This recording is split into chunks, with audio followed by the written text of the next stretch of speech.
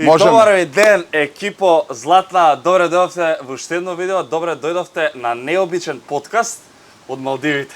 До мене седи Филип Милосављевиќ, или познат како цели свет на Инстаграм, човекот со кој што поминавме 10 дена тука на Малдивите и мислам дека како за крај еден подкаст би бил многу добар. Ќе разговараме за тоа како настана Jungle Tribe, ќе разговараме за неговите искуства каде што патувал, а верувајте дека патувал низ цел свет, од Северна Кореја до Бали, до Пакистан, до Малдиви, до Индија, Боливија, Етиопија, Папуа Нова Гвинеја. Вака викаме добро дојде. Прво, добродошли на Малдиве, поздрав за све лjude из Македонije, slušaoce i gledaoce, hvala na pozivu da učestvujemo u ovom neobičnom podcastu, na ovom neobičnom putovanju, živeli. И мене ми е прв пат вака, се надам дека македонски ќе се разбираме. Ке видиме. Сакам да ги поздравам многу од Вила Парк, ресортот каде што и ние сме, можеби ви е познат како Sun Island. Да го препорачувам од срце, благодарност за коктелите и се надам дека ќе биде се супер. Имаме околу еден час, еден опуштен убав разговор, неформален. Така. Како да те викам, Филип или цели свет? Može Filip, može celi svet, prijatelji me zovu Flexi, tako da može i Flexi. А зашто цели свет? Cijeli svet, kad je krenuo Instagram, da kažem, da bude popularan, ja sam napravio taj profil i dao sam šifru svim vodičima po svetu. Ideja je bila da ljudi iz celog sveta live prikazuju šta se dešava. 2014. 15. Tako.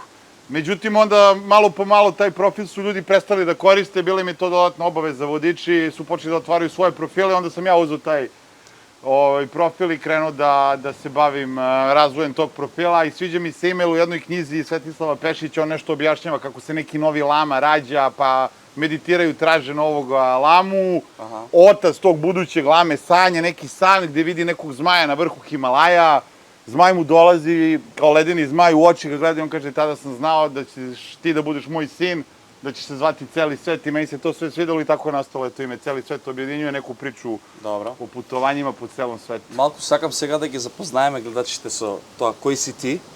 Може би некој те знае, може би некој не те знае. Добро. Ти си собственик на Jungle Tribe. Да, ја сум основач Jungle Travel-а и Jungle Tribe-а. Кој си пред Jungle Tribe? Šta sam radio pre toga? Šta si radio, da. Pa kao mali sam svirao violinu, bio sam glumac, pisao sam poeziju i bavio se umetnošću. Mahom omiljeni predmet u osnovnoj školi mi je bila geografija i onda sam maštao tako kad sam bio mali, gledao sam zemlju po atlasu, tražio neka mala mesta i maštao sam u tome da obiđem i da vidim sva ta mesta i onda sam negde iz toga krenuo sa putovanjima, tu se rodila ljubav prema putovanjima i eto nešto kasnije sam i ušao u ovaj posao sa ljubavlju, bez neke ideje da budem neki veliki vlasnik ili biznismen, više je tu bila ideja da se obiđe i vidi ceo svet.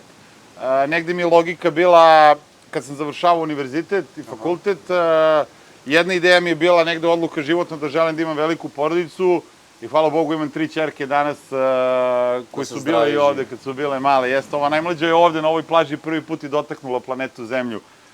Znači, to mi je bila negde prva ideja, druga ideja mi je bila da želim da obiđem ceo svet. Pa sam onda razmišljao na logičkom nivou, da bi čovjek putovao, generalno treba mu vreme i treba mu novac. Bilo ko od nas, ako hoće negde da ide, gleda slobodno vreme i novac da plati, da. Onda sam razmišljao, ako se zaposlim u nekoj korporaciji, imaću novac, ali neću imati slobodno vreme. Sa druge strane, ako se ne zaposlim u korporaciji, imaću puno slobodnog vremena, ali neću imati novac, a nisam hteo se bavim ilegalnim radnjama, da dođem brzo do neke velike količine novca. Onda sam tu negde na logičkom nivou skapirao, ako želim da obiđem ceo svet brzo, moram na neki način da napravim od toga da to bude deo mog posla, života i tako je nastao Jungle Tribe. Kao neka ideja u tom momentu da mladi putuju po Evropi. Organizovali smo bus ture za Amsterdam, Berlin, Ibicu, Ios, obilazili muzeje modernih umetnosti, žurke. Po Evropi u početku, da. To je negde 2004. godina, ove godine će biti 20. godina, eto kako Jungle funkcioniše i onda malo po malo iz toga novac koji bi zaradio na tim putovanjima investirao bi u svoje neka naredna putovanja, pa sam tako otišao na Tajland, na ostrvo Koh Phangan. To je tada bilo ostrvo gde se vozilo po onim dirt road, sve je bilo nekako u zemljanim putevima, ali je bilo poznato ostrvo zato što je na njemu se dešavala žurka koja se zove Full Moon Party. na istočnoj strani ostrava, kada je pun mesec, dođe 20.000 ljudi i bude velika tren, steknu žurka, pa je onda specifično zato što u momentu kada izlazi sunce, pošto gleda na istok, u jednom momentu imate sunce i pun mesec, koji se vidi u isto vreme na plaži, onako je baš, da kažem, egzotično. A kada ti беше првото патување, од каде Pa, што ти излезе цела идеја? Amsterdam je bio 2004. na 2005. godinu. Колку години имаш тогаш? Pa tada sam imao 23 godine. А пред 23 патуваше? Patuo sam, krenuo sam zapravo sa Interrailom. Interrail su bile propusnice za vozove, koje se kupi i mesec dana imaš neograničeno, možeš da koristiš vozove po Evropi. Pa onda, pošto nisam imao puno novca, ta karta je koštala 200 € u to vreme. Ja uzmem, išao sam noćne vožnje, pa onda idem, na primjer, Beograd, Minhen, celu noć se vozi, spavam u vozu, ceo dan obiđem Minhen, onda celu noć odem Minhen, Amsterdam, ceo dan obiđem Amsterdam, noćna vožnjem Amsterdam, Pariz, ceo dan obiđem Pariz i tek onda uzmem hostel, pa sam spavao u 35-krevetnim sobama i tako dalje. Треба ли да имаш љубов за таа? Затоа што на некој ќе му биде реално напорно. Не секој би можел толку да патува, нели? Секој сака да се стигне побрзо до место. Ja mislim da ima ljudi koji su u duši nomadi, ima ljudi koji vole sređene stvari, koji vole ponavljanja, neko voli da bude u svojoj kući bezbedno i tako dalje. Ja sam uvek voleo nove stvari, kretanje, eto i kad sam bio mali, violina, gluma, francuski jezik, tenis, pozorište. Tako da mi je ovo interesovalo više kao neko istraživanje sveta, kulture i probijanje svih mogućih granica na svim mogućim nivoima. Pa u tom kontekstu sam krenuo i polako Evropa vozom, nešto kasnije sam krenuo po svetu, da. Можеш ли да кажеш дека твојата приказна од нула до многу, до голем успех направи? Моментално, јас слободно ќе кажам дека Jungle на Балканот е можеби најголемата агенција за вакви необични патувања. Jeste, apsolutno. Jungle je prerastao i jeste, da kažemo, agencija koja je apsolutni lider u domenu organizovanja dalekih i egzotičnih putovanja po svetu. Kao što si najavio, vodimo ljude od, ja volim da kažem, od Balija do Bolivije. To su uglavnom neobična putovanja. Od samog starta je koncept bio da se fokusiramo na doživljaje emociji, na lokalnu kulturu, više nego na hotele, rizorte i turizam klasičan. Pa tako prvih par godina sam čak vodio i ljude bez bookinga. Rekao bih ljudima idemo u Indiju, 25 dana, obilazimo 9 različitih mesta, nemam ništa bukirano. Avantura. Avantura, da. Nekim ljudima je to zvučalo zanimljivo i ta prva grupa avanturista su krenuli, posle su počeli da pričaju drugim ljudima iz Beograda, zvuči čudno, ali stvarno Fleksi što kaže ispuni, onda su ljudi krenuli da idu na te prve avanture bez bookinga. Nešto kasnije sam počeo da vodim ljude, jer mi se dopao taj drive energije kada sa celom grupom se snalazim na licu mesta, počeo sam da vodim ljude bez rezervacija na mesta gde nisam ni bio pre. To je bilo baš zanimljivo i dinamično, totalni freestyle, zato je volim da kažem freestyle putovanje. Čekaj, одите на место, не знаат кај ќе спијат, ништо не знаат. Tako je. А знаат ли дека не знаат? I oni znaju da ja ne znam i znaju da nisam bio. Dobro. Ali je ljudima postalo mega interesantno, prosto... Nije me problem. Nije me problem, zato što su bila dobra prethodna iskustva i onda je počelo polako da se širi pleme. Ljudi su baš hteli da idu sa mnom, jer baš to kad se ne zna i kad je freestyle, improvizacija, to bude dodatna dinamika. I onda smo išli lokalni prevozi, lokalni autobusi, rikše, spavali u lokalnim guest house-ima, jeli u lokalnim restoranima, lokalna muzika, interakcija s ljudima, upadali na kuće. Mislim, baš je bilo interesantno i dinamično i negde iz tog pravca je krenula da se razvija priča. Sada naravno da imamo partnere po celom svetu, rezervacije, bookinge, lokalne vodiče, iskusne vodiče koji čekaju i dočekuju ljude, ali i dalje postoji ta neka nota ka istraživanju, pa tako svako malo ubacujemo neku novu avanturu, da, Sokotra, Etiopija, Pakistan, neka mesta na koje mali broj ljudi Venecuela ima priliku da ode. Mi smo tu negde agencija koja je prepoznatljiva da probija granice. Ким кажеме на гледачите, ќе им раскажеме некои твои дешавки, случки што си ги поминал. Само кратко, Македонија ја добива Jungle Tribe 2019 година, ќе го поздравам Максим многу. Јас сум прв пат со Jungle на некој патување и искрено овие 10 дена јас си поминав фантастично и многу беше пријатно све. Го видовме има фуши, ете таа авантура ја поминавме, меѓутоа сега сме во резорт каде што ја уживавме и некако целата атмосфера се долови. Како се запознаш со Максим од Македонија и како почнува приказна? Da, ja sam, znači, u Srbiji je to trajalo nekih 10 godina, onda je počela zapravo prva ekipa iz Hrvatske, su mi prišli ljudi koji su me pratili malo po Facebooku više u to vreme. Dopao im se taj moj fazon naracije, priče, predstavljanja planete, komunikacije sa ljudima. Ja ih nisam poznavao, Vedrana i Ivanu.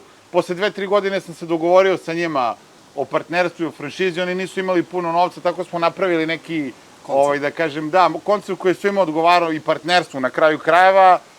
Hrvatska je, znači, pre jedno 12 godina krenula. Posle toga, paralelno sa tim, jedna ekipa iz Bosne, Denis i Jasmin, i njih pozdravljam, oni su takođe prepoznali nešto slično, ja njih nisam znao, niti sam imao zajedničke poznanike, samo su došli i sa velikom ljubavlju, 1, 2, 3 godine me faktički jurili da to napravimo. Ja nisam hteo ni da se širim u tom momentu, jer sam znao da sa partnerstvima dolaze lepe stvari, mogu da dođu i problemi. Da.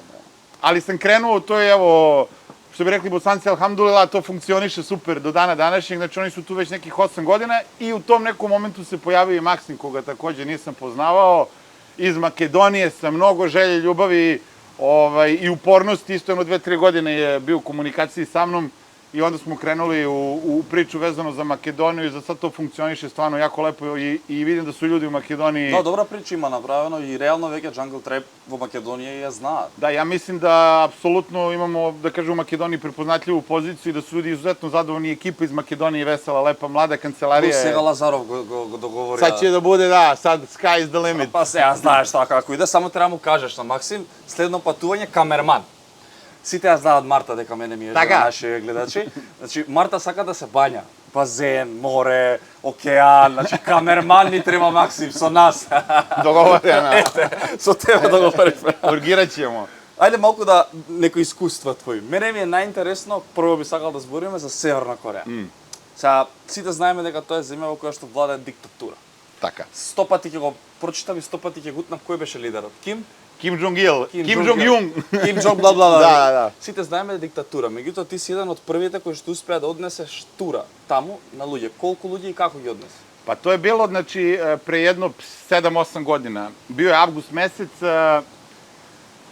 Interesantan moment vezan za to je da su u tom momentu baš Trump i Kim Jong-un su se prepucavali, ovaj pretioće da bombarduje Pearl Harbor, Trump je pretioće da napravi invaziju. I onda je to bilo u svim medijima, baš je bilo, da kažem, potencirana ta tenzija između Severne Koreje i Amerike. A mi smo se za to putovanje organizovali godinu dana ranije, pošto je procedura za dobijanje viza, baš zbog toj diktature, mora da se provere dokumenta, oni imaju neke svoje službe, se šalje sve živo, istorija, nema novinara i tako dalje. Tebi bi verovatno bio problem da putuješ tamo. Не дозволува да новинари? Problematično je dosta, da. Za novinare, za poznate ljude, malo ima i strožija pravila.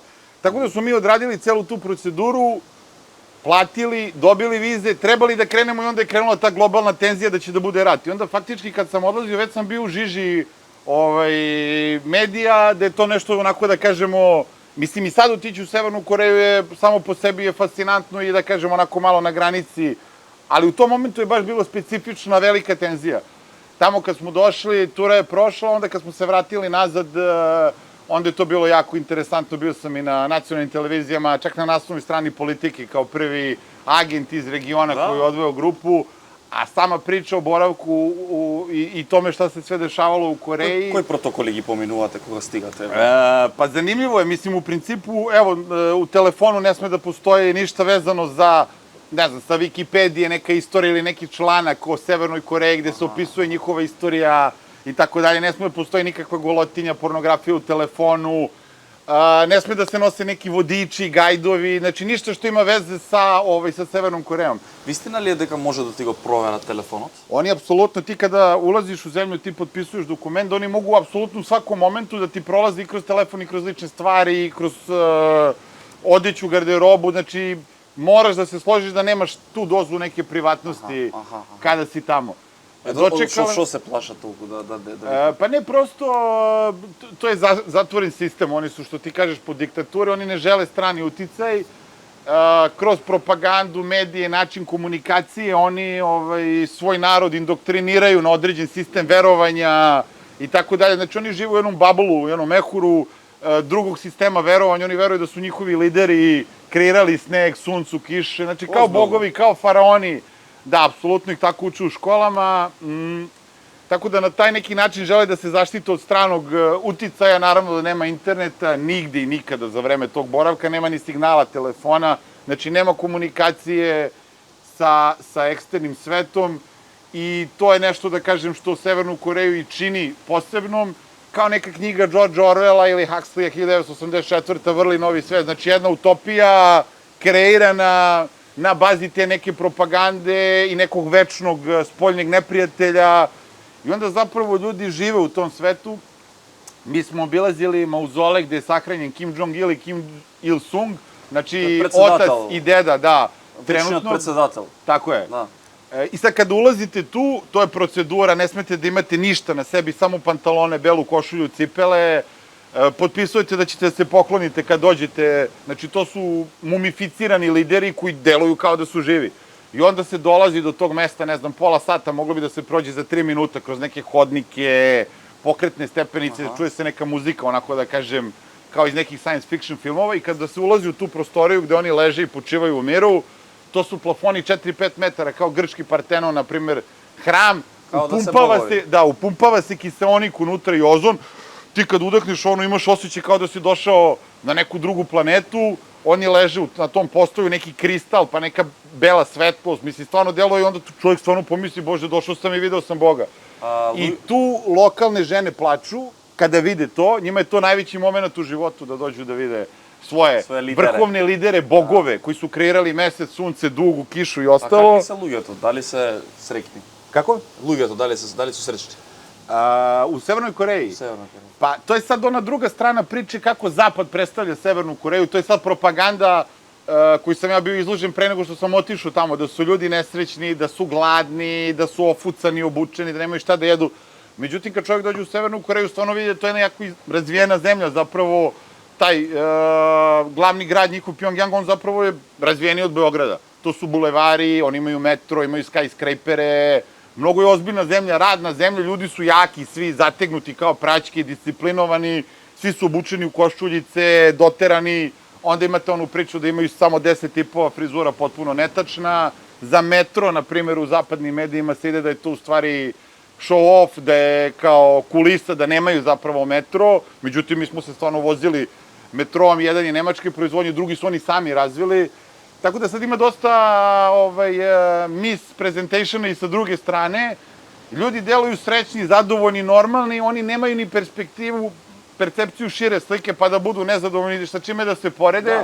U tom sistemu vrednosti, tako kako su im podešeni, oni žive život ispunjen i sretan. Jasno je дека Западот го покажува сето тоа, онака како што му одговара на Западот. Tako je. Друга интересна приказна на која што си бил истом држава, ти е Колумбија. Јас од Колумбија сум го гледал Наркос. Да. Се знае што се збори за Колумбија и каква држава е. Како одлучи да отидеш таму? Krenuo sam nešto iz Južne Amerike dole od Perua, pa sam onda došao do Ekvadora. Ekvador isto jako interesantna i zanimljiva zemlja, mesto na kojem može da se vidi i okean Pacifik i Andi sa svojom inka kulturom i onda dole da se spusti u džunglu, pa smo malo obilazili Ekvador i onda kad smo došli do džungle bilo nam je prirodno da pređemo u grad koji se zove Cali, na jugu Kolumbije. Čuveni Cali kartel, to je u stvari bila, da kažem, komunistička gerila.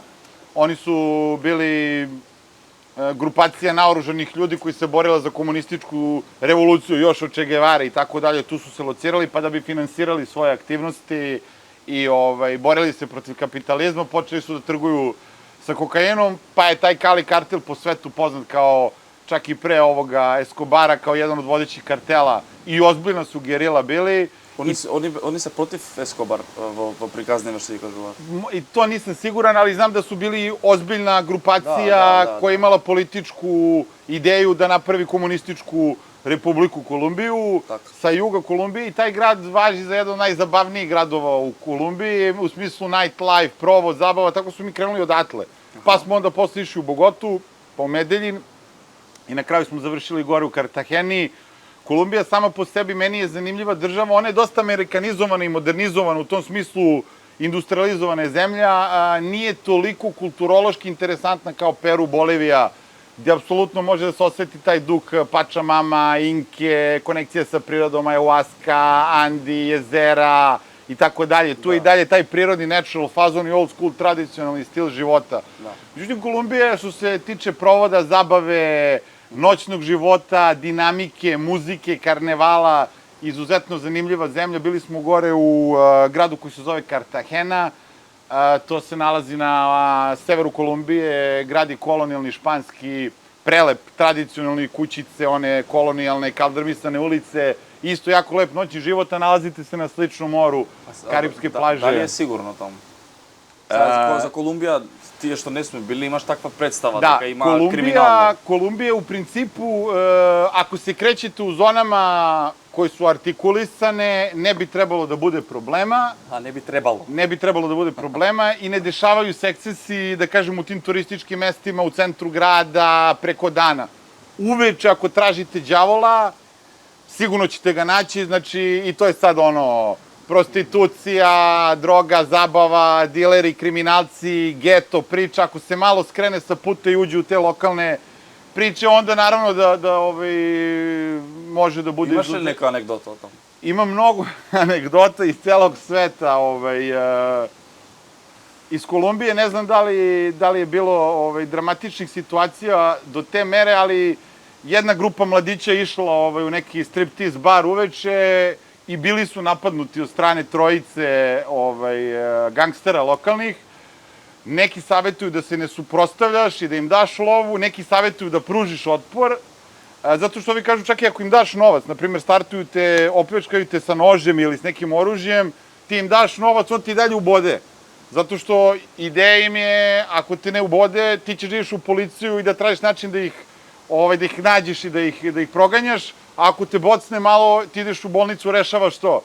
Tako da su ovi moji, ta moja ekipa koja je bila na putovanju, stvarno sukobila se sa njima.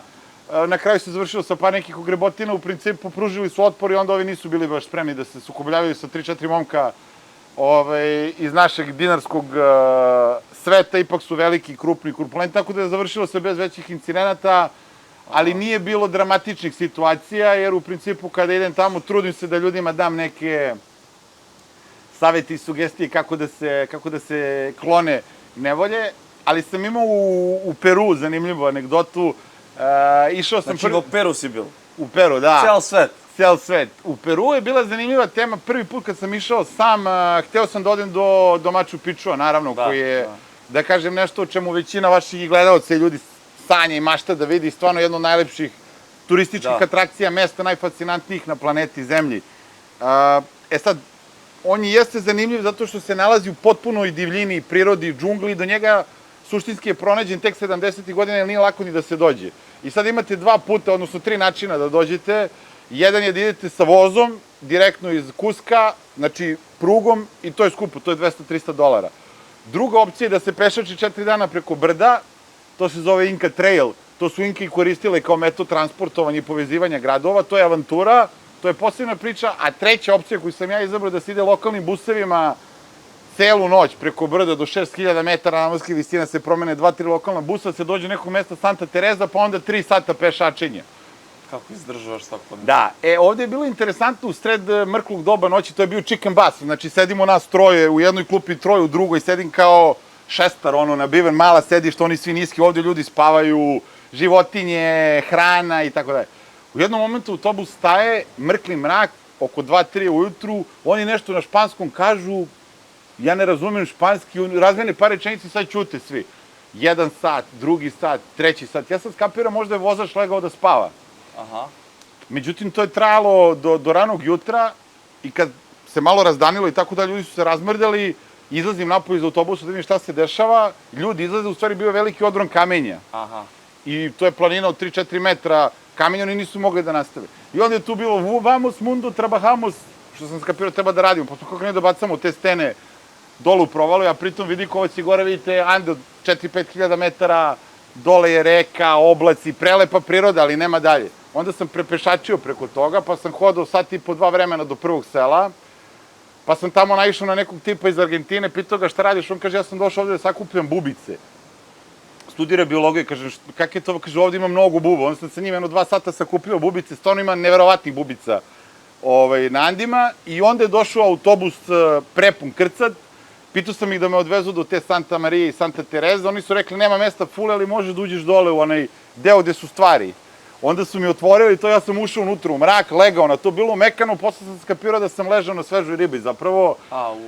I tako sam došao do Santa Terese, posle sam pešačio do... Čekaj, ti se vozil v avtobusa dole? Dole 3 sata, da. So sveža riba? Sedeo sam na svežoj ribi, bilo mi udobno i mekano. Koliko to mirisa? Nije mnogo, zato što je bila... A kako je toplo? bilo je dole jako to. U stvari, Kako izdržaš 3 sata? gore smo na 4-5 hiljada metara je zapravo hladno. Aha. I kako se autobus spušta u dolinu dole na 1000 Sve metara, stoplova. sve kreće da bude toplije i toplije. Na kraju zadnjih sat vremena sam se kuvao. Tako da sam od džempera završio u majici na kratke rukave i taj dečko iz Argentine sa bubicama je sedao pored mene. Ništa, kad smo došli u Santa Terezu, pešačili smo do... A ние се жалиме тука кога ќе доеме на Малдиви, ако чекаме 2 сати за авиони. Da, Тоа ти е прича. eto, to je to. Знам дека имаш уште нешто за ова? Pa ne, mislim, to je interesantan način kako može sve da se otkrije i šta Da. sve može čoveku da se desi na putovanjima. Od tih anegdota ima ih mnogo, ali ovo bi bilo iz Latino Amerike, jednako je onako meni ostalo u glavi. Знам дека си ја пропатал и пола Африка, ако не и цела. Си го запознал најпримитивното племе, како се вика? To su Mursi.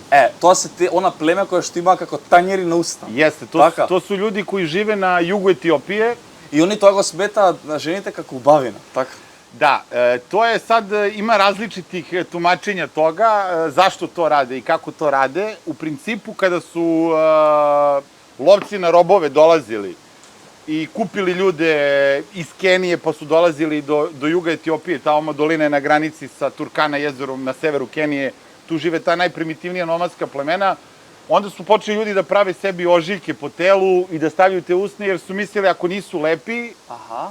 da ih ovi neće uzimati za robove. A kasnije je u kulturi postalo njihovoj sa kolena na koleno tradicija i postoje u stvari simbol lepote. Tako da je krenulo u stvari od nekog, da kažem, pravljenja ožiljaka da bi bio što ružniji, što neprivlačniji robolovcima, pretvorilo se u neku njihovu tradiciju gdje je sad to simbol lepote. Tako. I zaista su lepi ljudi, mislim, to su ljudi od po 2 metra, muškarci, plećati, jaki, čak i mi te iskarovi lepo stoje, naprave ožiljke dok su mali, to izraste u neke zvezde, neke njihove toteme, oblike, i žene i muškarci imaju tradiciju, stavaju i što je veća ta usna sa tim tanjirom, to je on kao navodno lepši. Што правеше таму со нив? Pa sa njima bili smo 3-4 dana, mislim, u toj dolini, Omo dolini, zapravo ima 10-15 plemena. I svako pleme na nekih 40-50 km jedno od drugog ima potpuno drugu kulturu, tradiciju, čak i jezik. Tako da na relativno malom prostoru u 3-4 dana možete vidjeti Hammer Tribe. Hammer Tribe su ljudi koji se mažu, ne kupaju se. Mažu se sa glinom ceo život, onako crvenkasti mi koži, imaju dredove kao ja, samo ih onako sa glinom naprave da budu kao glineni dredovi. I eto, za njih je interesantno, stali smo pored puta da se slikamo sa njima, oni izgledaju fantastično, mislim, to su sve ljudi koji su obučeni u tradicionalno, bukvalno koža, tkanine lokalne. А љубезни се? Molim? Љубезни се? Дали су љубезни? A ljubazni? Љубезни. Nisu ni ljubazni, nisu ni neljubazni, više su fascinirani na distanciji od nas, jer baš žive primitivan život. Ali Plaše se. Plaši se, da, i čudno je, mislim, evo ova priča će oslikati, stali smo pored neke žene da se slikamo, bilo ih je 3-4, ja sam je zagrlio da napravim selfie i u jednom momentu sam je poljubio u obraz, kao za selfie. Добро. I ona se tu izbezumila. Onda je rekla kao, ajde opet opet sam je cokio u obraz za selfie i krenuo sam nazad i onda ona počela mene da zove, pa da kuka i da moli da idem negde sa njom. I to je bilo čudno, pošto je malte ne počela da plače, da. I onda sam pitao vodiča u busu kad smo ušli, šta je bilo ovo, zašto? On kaže, prvo ja sam mislio da ima oko 50-60, da ima oko 30-40 godina, ona imala 50-60 godina, znači dosta je mladolika. Druga stvar, on mi je rekao da ona mene zvala da idem kod nje kući da me ugosti. I treća stvar koja mi je bila interesantna je bila, ja kažem, zašto je plakala, zašto je bila toliko je želela? Ja kažem, on je rekao meni da, zato što verovatno prvi put u životu da je neki muškarac prikazao nežnost prema njoj je bilo to kad sam je zagrlio i poljubio, da ona nije doživjela nežnost od muškarca do tog momenta i da je bila fascinirana uopšte tim postupkom da neko može da bude nežan prema njoj. I eto sad iz toga možemo, ona ima 50 godina, da zaključimo otprilike u kakvim uslovima žive. Da, tu u principu imaju i tradiciju ukoliko se rodi žensko dete ili slabije muško dete da ga bace u žbunje, da ga ostave, da ne žele takvo dete, da imaju u principu ako je muško dete onda moraju da daju neki valjda kad se ženi da daju koze, krave, stoku pa onda to mušku slabiju decu bacaju, tako dalje. Mislim imaju čudne tradicije, imaju tradiciju tih Hameri, na primjer muškarac da bi postao muškarac mora da ode u in the bushes, znači u divljinu 3 nedelje da bude sam da preživi i kada to preživi mora da se vrati da preskoči preko 7 bikova, da hoda preko njihovih leđa. Dok se to dešava, njegove sestre, rodbina žene se bičuju po leđima sa nekim biljnim vlaknima, što mislim deluje sumanuto i one na taj način kao iskazuju ljubav prema svom bratu, podržavaju ga to što je 3 nedelje patio se sam u žbunju, u divljini. I eto, tako da imaju, mislim, razne tradicije. To su Hameri, pa onda imate Karo tribe, Bana tribe, Daneše i eto te Mursije koji su najagresivniji. Mi smo došli do granice Mursija, ušli u prvo pleme, proveli neko vreme s njima. Trebali smo da spavamo kod njih, međutim počeli su da se puškaraju između sebe i onda ni policija se ne meša, ne ulazi, rekli su nemojte da ulazite, ako vidite kola, možda će pomisliti da policija pucaće. Tu su česti sukobi oko vode, oko pašnjaka, oko stvari koje se dešavaju, onda eto, sa Mursima smo imali jedan dan, trebali smo da spavamo, ali smo spavali u šatorima kod Ima sliki videa? Karo tribe, da, apsolutno. Mi daješ stavim. Podelit ću i moći će gledalci da vide. Spavali smo u šatorima kod Hamera ili kod Karo tribe, onda su oni za nas pravili ceremonalno ubijanje ovih jaraca i onda je celo pleme tu oko vatre, pekli su se ti jarci, pevali su svoju pesmu. Mi smo doneli neku vodku iz Srbije, onako bilo je sa predstavnicima plemena dosta živahno veče, afrička priča. Мене ми е фасцинантно, сега не знам колку знаат во Македонија, он има 3 керки, секако си има жена. Пред да ја спомнам, да го спомнеме твоето патување со керката, мене ме интересира како со волку обврски или патувања, цел свет си, како запознаваш жена, формираш фамилија, кога ти цело време не си во Белград? Da, pa ja sam moju suprugu upoznao kad sam imao 19 godina, ona 17. Јас и Марта прича. Da. Tako da smo mi dugo zajedno i prošli smo kroz sve moguće faze i kroz sve i svašta. Патували со тебе?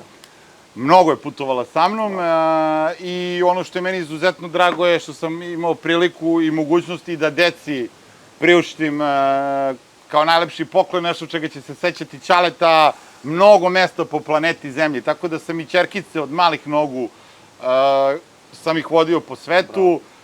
Evo, Luna najmlađa je prvi put se kupala u moru ovde, baš na Sun Islandu i pipnula, baš na ovoj plaži, 100 metara dole levo, je pipkala pesak i kupala se ovde u moru. Srednja ćerka Darija je prvi put pipnula planetu i kupala se na moru na Tajlandu. Eva je od malih nogu, od 8. meseca išla na Puerto Rico, tako da su, mislim, i ćerkice i žene, ja, putovali smo dosta, naročito do momenta dok nisu krenuli u školu deca, onda smo mogli, bukvalno, stalno sam ih vodio, gde god sam imao priliku i mogućnosti, oni bi dolazili ili išli sa mnom.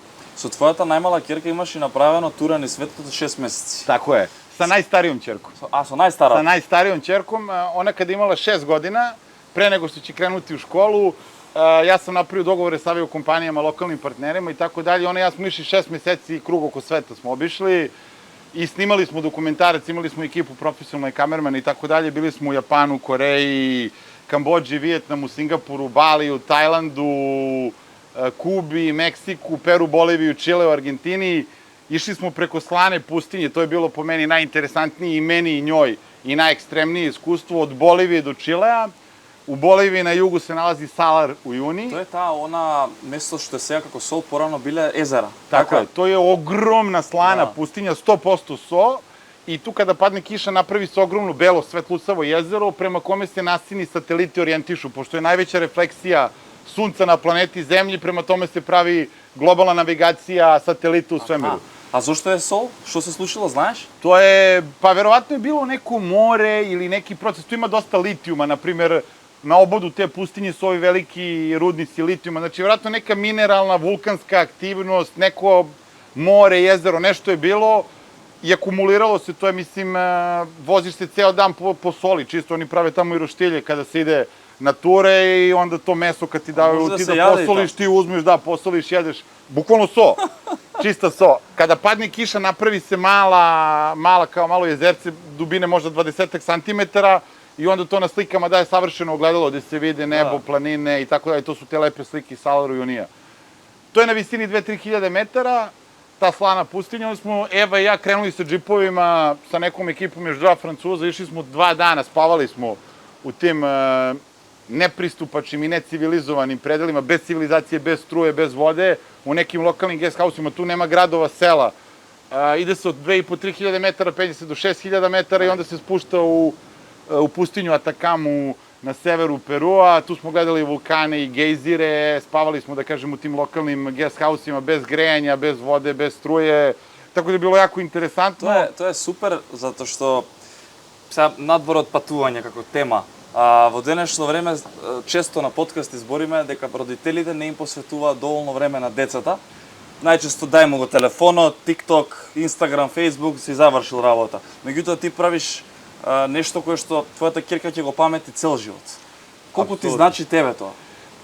Meni to mnogo znači, u principu, vidim i kada komuniciram sa njom, sada ona ulazi u pubertet, na primjer. Koliko ima сега? Sad ima 12 godina. Aha, I onda kad imate neke pubertetske momente, kad je pukne malo nervoza, ankcija, kreće u svađu, raspravlja, ja je samo pitam, na primjer, Eva, ko te nosio u Buenos Airesu 4 dana? Tata, pa kako je bilo? I onda se odmah nekako se smiri, vrati se u taj moment gde zna da može da mi veruje da sam na njenoj strani, jer smo prošli kroz sve to zajedno i odmah se smiri, odmah se dogovorimo. Bravo. Tako da imam najlepša sećanja, mislim, ja najviše volim da putujem i naravno da najviše volim svoju porodicu. Kad spojim putovanje sa porodicom, ja sam najsrećniji čovjek i to je nešto što sam, da kažem, i ponosan što sam eto deci dao taj poklon kao tata, celu planetu. Sad sam i dario ovu srednju ćerku, ona ima 9 godina, sad sam nju počeo da vodim po svetu i bili smo baš pre jednomesečak dana na Islandu, kačio sam dosta stvari na moj Instagram, leteli smo iznad vulkana, jurili kitove, njorke, tako da i Darija već ima. Na Islandu, da, hodali smo ispod dugi u nekom vodopadu, nismo baš, a smo došli na 20 cm od duga, ona kaže, tata, nikad nisam bila bliže dugi, mislim, i sa njom sada pokušavam da izgradim to neku memoriju i sećanja, onda ću morati sa trećom ćerkom, imaću još jedan razlog da obiđem planetu, i onda posle toga sam razmišljao, verovatno i kad unuke dobijem. Tako da ću imati prilike da sa decom putujem. Каква порака би им пратил на родителите? Знаеш, да им дадеш малце мотив, храброст, да посветат малце повише време со децата? Pa ja mislim da sam dosta i preko mog Instagram profila i generalno otvorio ljudi, roditelja, kad to ideji da putuju po svetu. Mi smo napravili neki koncept koji se zove Jungle Kids, to je ideja gde roditelji sa decom putuju na neku egzotičnu destinaciju. Već smo bili na Baliju i na Maldivima, sad ovoga leta idemo na Sejšele i doći ćemo i ovde na Maldive. Jungle Kids? Jungle Kids, da. Aha, dobro. Bili smo i na Zanzibaru, tako da tu su otprilike ljudi sličnih interesovanja koji žele svoj deci da priušte, eto da vide nešto novo, drugačije, da ne bude samo jedno te isto Egipat, Turska, Grčka, za sličan novac. Malo više možda mogu deca da dožive nešto apsolutno zanimljivo. Evo ovde su, na primjer, moje ćerkice ronile sa mantama, ronile sa kornjačama, najstarija je ronila sa kit ajkulom i to su neke stvari koje deci ostaju u sećanju. Pritom ta deca kad su na gomilici 10-20 dece, onda roditelji ne moraju mnogo da se bave sa decom, imaju neko svoje vreme da se zabave, da gledaju more, sunce se opusti, ali deca kad su na gomili, oni su jedni drugima interesantni. Na ta putovanja često povedemo i animatora, jednoga koji onda čuva decu, tako da sve u svemu jako lepo, interesantno iskustvo i eto pozivam gledalce porodice iz Makedonije da krenu sa svojom decom ovoga leta sa nama, evo baš ovde na Maldive, Sun Island, nešto što je fino, ekskluzivno, čisto, bezbedno, a opet totalna egzotika da probaju negde svoje granice, navike i da probaju nešto novo. Мислам дека премногу знаци имаме, Марта, јас и ти на ова патување за дете. Da, vi ćete nam biti dragi gosti u budućnosti. Мојот син ќе биде инфлуенсер на Jungle Tribe. Добро, спомна Аргентина, спомна Чиле, спомна Боливија, спомна Исланд, спомна Сејшели, секаде си бил. Меѓутоа ме заинтересира, спомна, знам дека си бил и во Чернобил. Tako je. Ете сега, Чернобил е позната тема за сите нас и за каква радиоактивност има и каква е ситуацијата таму. Кога беше во Чернобил и Černobil, bila je jedna ukrajinska aviokompanija otvorila liniju za Beograd, Kijev-Beograd, i onda su htjeli na neki način da promovišu Ukrajinu kao neku destinaciju zanimljivu za naše tržište. Onda su mene zvali kao, eto, neko ko se bavi organizovanjem putovanja, imam i profil koji se bavi time i turističku agenciju. Ja sam organizovao jednu medijaturu i u početku influencere koji sam zvao, svi su bili, ma ne mogu da ide, zovi me na Bali, zovi me na Tajland, ne ide mi se u Ukrajinu. I ja sam negde imao neku sliku da je Ukrajina onako socijalistička zemlja, blokovi, zgrade, da je Kijev tako ružan grad, tmuran, socijalistički. Međutim, skupila se neka ekipa, otišli smo i Kijev se ispostavio od jedan od lepših gradova u Evropi. Mislim, to su neverovatni bulevari, Dnjepar je ogroman, širok, na ušću Dnjepra, krestarenje Dnjeprom, fasade, parkovi, neverovatni restorani, rooftop barovi, nightlife. Mislim, stvarno fascinantan, prelep grad. A onda smo iz Kijeva otišli i do Černobila. Mislim, to je stvarno ona apokalipsa, što se kaže, retko mesto, eto, kao Severna Koreja, gde može da se doživi neki sistem vrednosti i kulture koji ne može nigde na svetu da se doživi, tako i u Černobil uđete u to kako će svet izgledati, ne daj Bože ako dođe do neke apokalipse ili do nekog pada civilizacije. U isto Tamo vreme nema сега život, nema ništa. Nema ništa. U isto vreme se vidi i moć prirode, kako za kratko vreme priroda potpuno počinje da razara beton, zgrade, prolazi, jede bukvalno civilizaciju i dalje se vide supermarketi, prodavnice, škole, table. Sve je prazno, se razrušeno. Ali sve je prazno, sve ostavljeno tako kako je, jer kad se to desilo, oni su ljude evakuirali i ideja je bila da će se vratiti za 2, 3, 5 dana i ljudi su bukvalno ostavili sve što su imali i posle toga se niko nije vraćao, nije čistio, jer je prosto kontaminirano. Da, 86-ta se sluči to. Tako. 1986. Sada imaju neki ljudi koji iz Ukrajine koji odlaze tamo pa nalaze stanove i ostanu po 3, 4, 5 dana da žive, 7 dana. To je sigurno? Pa, neko kaže da jeste, neko kaže da, ima apsolutno radioaktiv. Vi dobijete onaj Geigerov brojač i onda idete i on kad vam da neku signalizaciju da ste na mestu gde je veća radijacija nego što bi trebalo, vi se pomerite. Uglavnom oni na mestima gde se kiša sliva, gde su vodni, to ono kao kiša, pa gde su bile stare kanalizacije, u tim nekim rupama tu je najveća koncentracija radijacije, jer kad se desila ta eksplozija i tako dalje, površinsko tlo je pokupilo radioaktivne čestice i onda tu gde se voda sliva i gde donosi tu površinsku zemlju, tu su velike količine radioaktivnog materijala. U principu nije opasno i bezbedno je na 1 dan, 2 dana. Ja mislim da i ti ljudi, ima posebno ime koga ne mogu da se setim, koji žive po 4-5 dana i duže u tim napuštenim stanovima. Oni imaju te brojače pa biraju stan koji nema kontaminiranost, ali interesantan taj, mislim da tu ljudi idu uglavnom ljubitelji prirode, zato što je potpuno jedan mir, tišina, napuštena civilizacija, ptice, biljke, životinje, potpuno i kontrast.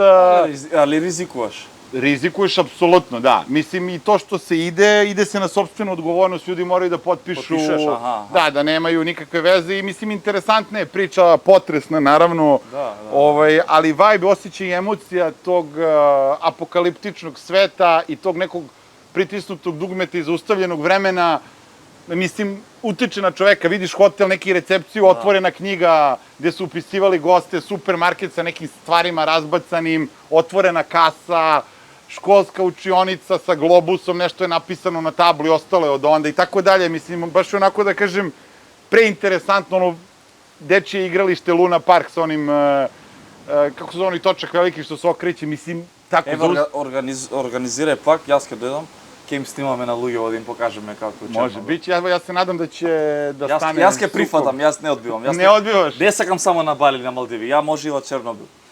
Biće prilike, Bože zdravlja, evo ja se nadam da će taj sukob da se završi što pre i da ćemo moći da idemo opet u Ukrajinu. Така.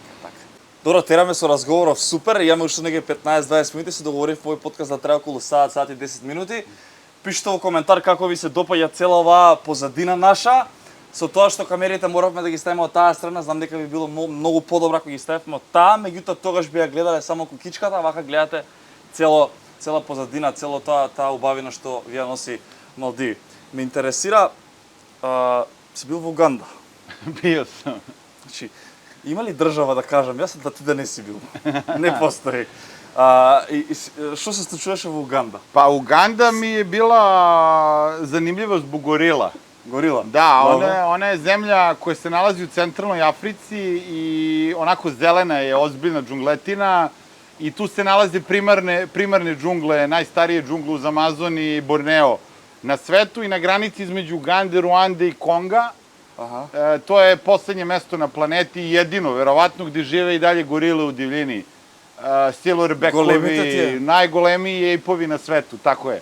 I onda smo išli, ja sam napisao mail, to je jednoj lokalnoj agenciji, predstavio sam se i kao influencer i kao osoba koja se bavi organizovanjem tura, rekao sam da želimo da razvijamo Ugandu, da nam naprave što bolji program, da bi došlo što više grupa i ljudi u budućnosti, oni su se baš potrudili za nas. Krenuli smo, rekli su da će biti trekking od prilike nekih 4 sata, kroz džungletinu neverovatnu. Bio je savjet da se kupi neki švajcarski sprej protiv komaraca, vojni, zato što stvarno količina insekata komaraca je nenormalna, to je divljina džungla gde se ide sa onom mačetom krči se put, znači uopšte nije turistički nešto preuređeno, sređeno, dotrano, nego ulaziš nacionalni park i potpuna, gusta džungla, gde idu dva rendžera i cepaju da bi moglo se prođe. I onda su oni meni rekli da bi se došlo dobre porodice treba 5 sati pešačenja, mi smo rekli važi dogovoreno, inače to je skup sport koji na neki način je dobar, mislim sa dobrim kozom, zato što ta dozvola za posmatranje gorila košta $600. Sad treba da imaš dozvolu. Znači, trebaš da dođeš tamo da platiš avione, transfere, lođi, sve to i na sve to za nacionalni park $600. Za da gi vidiš gorilite. Tako je, i oni to koriste za konzervaciju, čuvanje gorila i tako dalje. Tako da jeste skupo, ali na drugi način doprinosiš nekoj lepom kozu. Da. I kada se posle tog šetanja dođe do gorila, imaš sat vremena prava da budeš sa njima. To je otprilike to da se ne bi mnogo... Friendly se? Da li su friendly gorile? Evo, čućeš, mislim, naviknuti su na ljude, slični su nama, nisu mnogo ni friendly, ali imaju granicu kada počinjemo da im smetamo. Da? Da, ali mi smo imali, i onda je meni taj vodič Richard rekao, slušaj, znam da smo vam rekli 5-6 sati, ali veruj mi, rekli su mi iz agencije da ste posebna klijentela, tu na sat i po vremena je došla odlična porodica, imate super priliku na samo sat i po vremena, ja sam rekao, važi, idemo. Uglavnom se gorile nalaze u toj gustoj džungli, pa se vide njihovi obrisi, prođu, dođu, jer su u vegetaciji, oni jedu i žive tu. Međutim, ova porodica je bila duže vremenski period na prostoru kao što je ovaj bazen iza nas, već su pojeli i izlomili vegetaciju, tako da je bilo otvoreno. Gorila je bila na nivou, ne znam, kao mi do kamere, otprilike tu su bile gorile. Zanimljivo je, pošto je taj alfa mužek, silverback, koji je dominus, oni uglavnom tolerišu drugog alfa mužeka u blizini, sukobljavaju se. Kad jedan izgubi, on postaje lutajući gorila, te su opasne. Ovi koji imaju porodicu, oni nisu toliko opasni, ili je familija kao fajn su. Međutim, taj lik je toliko siguran u sebe, toliko je jak alfa, da je on dozvolio još dvojici silverbackova da budu u njegovom čoporu. Tako da smo videli faktički 3 silverbacka, što je stvarno raritet, 4-5 ženki, 5-6 mladića, to su blackbackovi koji će postati silverbackovi, 10 dece, oni su jeli, spavali, videli smo parenje, mislim, što je potpuno sumanuto i retko kad se vidi, vodile su ljubav gorile. U jednom momentu je jedna mlada crna gorila krenula da ga challenge-uje tog silverbacka, pa je bio i suko, videli smo i tuču, a taj naš silverback, zapamtio sam mu čak i ime, Bveza se zove. Kako? Bveza. Bveza. Dobro. Bveza je apsolutni car, mislim, i njegova životna priča je verovatno fenomenalna.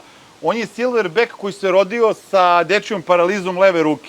Dobro. Tako da je njemu leva ruka mala, skvrčena, maltene nema levu ruku. Tako da je on faktički sa desnom rukom, oni se biju s rukama faktički, kad se biju oni se udaraju. A ovo je sa desnom rukom uspeo da se probije kroz te druge silverbackove, da postane alfa i toliko dominantna alfa da dozvoljava još drugoj dvojici silverbackova da su tu i tako dalje. Tako da taj Bveza je onako poseban silverback i posebna gorila i mi smo stvarno imali mega sreću, eto, što smo bili na otvorenom sa njima. U jednom momentu im je verovatno bilo too much i taj moment ima snimljen na kameri, ti vodiči kažu ako gorila krene ka tebi, da ne bežiš, da ga ne gledaš ni slučajno u oči, nikako da mu pokazuješ zube, jer to kada su zubi i oči, to je poziv na tuču, nego spustiš glavu i čučneš dole. I mi svi kao važi. I sada muška ekipa, svi kao alfe, sad naše balkanske alfe, ko će bliže da im priđe, da ih slika, svako napravi po jedan korak, ovaj sledeći, na kraju smo došli jako blizu, počeli da ih snimamo, ovo me vjerojatno to zasmetalo, krenuo je ka meni i to ćete vidjeti u klipu, mislim, baš je snimljeno i ovim tu... Sad mene me interesira što se sluči. Da, ovim likovi što su bili kod mene i sad kao rekli su, rekao kao da se spustimo dole i to ništa, ma koje spuštanje dole, mi smo pregazili žene iz naše grupe koje su bile preko nas, iza nas, bukvalno smo ih pregazili, završili smo u žbunju u roku od 2 sekunde, sve muškarčine uštekani, devojke su ostale na udaru i neku Mariju u kamaki ovako malo po nozi udario, ona je pala i onda je digu pušku Ranger. Oni već znaju da je to jak zvuk, vjerojatno su čuli. Čim je digu pušku gore, gorila se povukla. A čekaj, dobro, Uganda bi bila mnogo skapa destinacija za da se poseti? Pa mi, da kažem, planiramo sad jedno putovanje u septembru ili oktobru, svakako sledećeg februara. To je red veličina 2-3 hiljade eura, sve sa tih $600-700 za gorila permit. Koliko dana? Pa to bude 10-15 dana, tu imaju još 2-3 jako lepa nacionalna parka, ide se i na izvor Nila, pa se ide na, to je White Nile, pa se ide na White Nile rafting, još 2 nacionalna parka, šimpanze, gorile, lokalna neka plemena, sela, mislim, fantastična destinacija. Ja planiram da je povežem i sa Južnim Sudanom, sa kojim se graniči Uganda i Južni Sudan su oni najviši ljudi na svetu, od 2 metra 10-15 centimetara prosek, one muškarčine koji su kao šestare visoki, sa onim velikim kravama, sa ogromnim rogovima što se mažu, ono, beli pepeo, tuširaju se sa urinom od krava i tako dalje. Tako ću napraviti tu neku kombinaciju Uganda i Južni Sudan. Vi trebate influenceri za tamo? Ke vidi me. Možeme i do Ugande.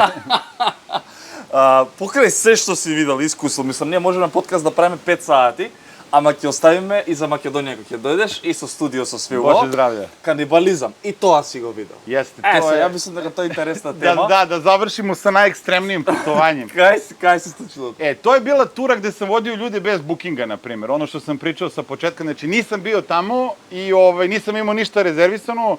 Na internetu sam vidio da su te ture po 4, 5, 6 hiljada dolara.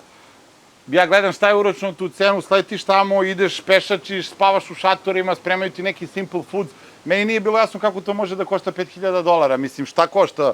Da se hoda, šator. Ja sam rekao mojim ljudima, ljudi, ponesite vi 1.000 eura on top of everything, mi ćemo doći do tamo, onda ću ja naći na licu mesta nekog lokalca, ako nađem, ako bude cool deal, idemo da vidimo Ljudoždere, ako ne nađemo, ostaćemo u tom gradiću. Sad da biste stekli sliku, gde je to? Znači, to se leti Beograd. Koja država? To se nalazi, to je Indonezija, ostrvo se zove Papua, deli ga, znači, pola ostrva je indonežansko, pola ostrva je Papua Nova Gvineja država. Znači, mi smo bili na granici u Indoneziji i dalje, ali na ostrvu Papua. Da bi se došlo uopšte do tamo, znači, to se leti Beograd, Džakarta, preko Dohe, ajde, Beograd, Doha 6-7 sati, Doha, Džakarta 12 sati, Džakarta, Džajapura 4 sata, Džajapura, Vamena 2 sata. I onda dođete u tu Vamenu, dočekuju vas ljudi koji su golišavi na aerodromu, to su pigmeji, niski kovrđevi ljudi sa onako zubima, velikim usnama, crveni su im zubi, jer jedu onaj bitlnac, to je neka, da im kažem, blagi narkotik od palminog korena, svi to žvaću, svi su ludi, goli, imaju neke nakurnjake, to se zove koteka. To je špicasto ovako zakače za kosu i onda to stoji ovako, stave na ovaj muški polni organ i tako se šetaju, to je tradicionalna uniforma. I na aerodromu se tako šetaju? Na aerodromu, pola ljudi je tako, pola ljudi je, da kažeš, obučeno u neke, ajmo reći, second hand indijske stvari. Tako da su dosta primitivni. I tu sam našao na nekog, jedini u stvari klinac koji se osmehivao da ima neku turu, nešto, tu bilo par nekih kaže da, let's go, see this and that. On je imao čiste bele zube, meni se on svidio, s njim sam se dogovorio, išli smo na lokalnu pijacu da kupimo prase za poglavicu. Zašto prase i kakva je priča sa prasićem, oni su ljudožderi zato što su izuzetno primitivni ljudi koji nisu došli civilizacijski do nivoa da razumeju kako se gaje domaće životinje. Znači, oni su živjeli tu u prirodi, šta upecaju, slabi su i sa zemljoradnjom, nisu razvili alate, šta uzmu od banana, mango i onda je bila večita glad u stvari.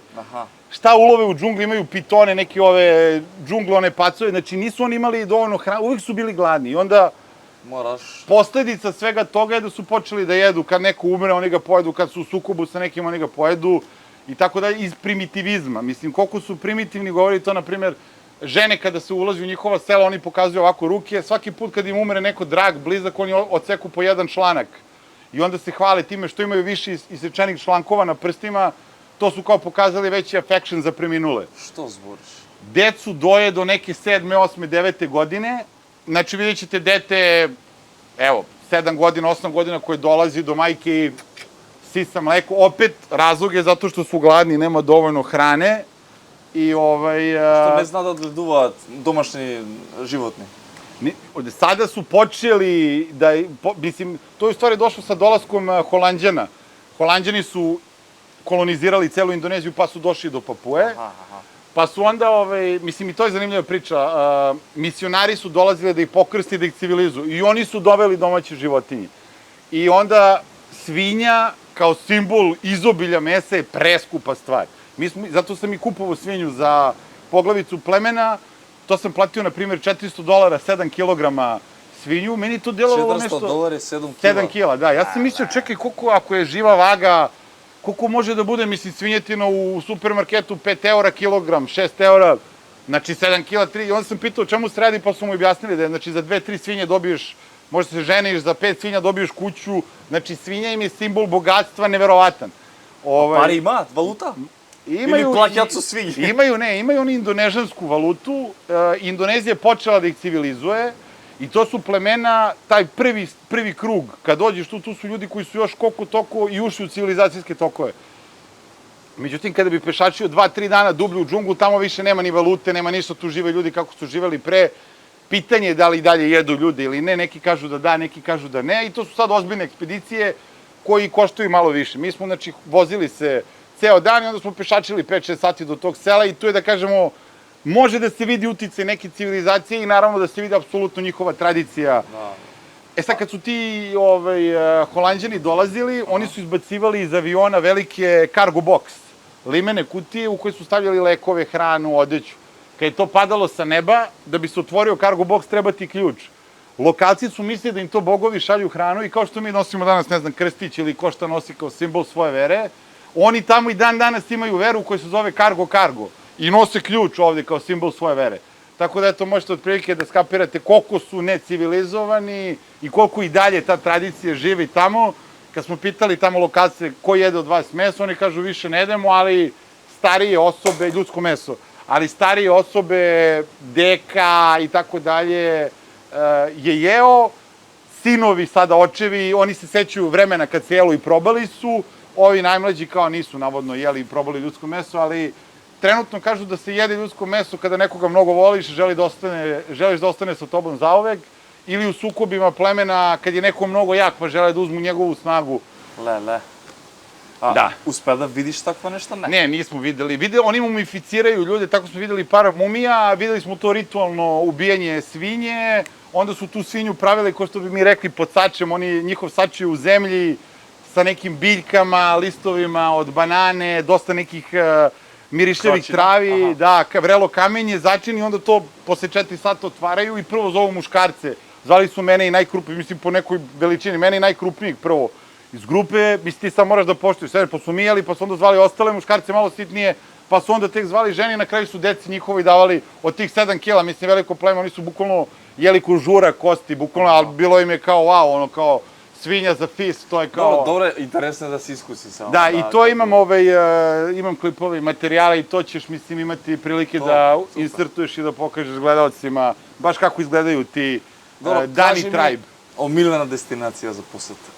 Od toliko što si posjetio, što najviše mi predlažeš? Da, pa ja, na primer, meni je Indija omiljena destinacija zato što mi svi ljudi smo navikli na određen sistem vrednosti i ja volim da odem tamo gde je sistem vrednosti drastično različit od onoga na što sam ja naviku. Indija je zemlja gde je bukvalno najveće se osjeća ta razlika. Na celom svetu je novac negde ipak na prvom i drugom mestu, komfor i ti neki snovi, telefoni, easy life. U Indiji ne, u Indiji je stvarno novac na 5. 6. mestu, definicija lične slobode, prostora totalno je drugačije.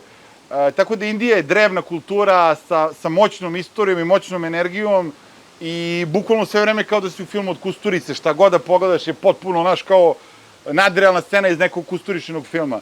Volim i Japan, zato što je Japan put u budućnost. Zemlja koja je najviše otišla u budućnost, tako da kad ideš kao putovanje u budućnost mi je Kina i Japonija napred nam mnogo. Da, apsolutno je zanimljivo. I evo sad skoro sam bio na Sokotri u Jemenu, to je ostrvo u sred Indijskog okeana, Jemen je u ratu, ovi žive na 2 sata letom od kopna, imaju neki svoj jezik, tu smo bili 8 dana u džipovima, spavali na ovakvim plažama, nigde nikog, nema hotela, nema rezortova, nema interneta, nema civilizacije, šator, upecaju ribu, lobstere, prave nam na licu mesta, sledeće mesto, imaju svoj jezik, samo 40.000 ljudi ga priča. 7 dana smo bili u džipu po planinama i plažama i pustinjama i eto to mi je, na primjer, nešto što me sada jako interesuje. To su destinacije koje bih izdvojio, pa ću ove jeseni sada voditi jednu grupu ljudi u Čad, to je Centralna Afrička Republika, imaju festival koji se zove Gerevol, tada se nomadi iz podsaharske regije dolaze na to jedno mesto, oblače su neke specijalne odeće, farbaju lice u crveno, imaju kao neke onako friki osmehe, govore neke i time imaju neku svoju tradiciju, ja ne znam tačno šta li ću naučiti, mogu ljudi da vide Gerevol festival u Čadu i onda ćemo sa džipovima do Libije ići kroz pustinju, pa će to biti jedna avantura, eto, za koju ljudi mogu ili da se prijave ili da isprate na Jungle Tribe Makedonija, celi svet profilu. Ете ви некоја необична приказна, мислам, верувам дека имаш многу повеќе од тоа. Меѓутоа ќе оставиме нешто за кога ќе дојдеш во Македонија, ќе се договориме и таму ќе го снимаме и лајв, па ќе можат да те прашаат нешто. Да, ме питају ljudi, apsolutno. Hvala ti što odvoji vreme. Hvala tebi što si došao sa nama na ovo putovanje, nadam se da ste uživali i na putovanju i ovom intervju i sigurno ćemo u Makedoniji nastaviti ovu priču. Апсолутно, апсолутно. Фала ви на вас, дечки, што не гледавте. Еве, еден подкаст и на Отворено. Ова ќе ви биде една најава за подкастите кои што следуваат ова лето и ќе бидат на Отворено. Поведуваме некој новитет. Јас ќе се заблагодарам многу и на Максим и на Jungle Tribe за можноста да не донесат да го видиме ова место и сите овие убавини кои што ви ги носат Малдивите и се надеваме дека ќе продолжи соработката и дека ќе патуваме и ќе се дружиме малку повеќе. Боже здравје, хвала ти puno. Хвала ти. Поздрав! Лайк и subscribe. Чао!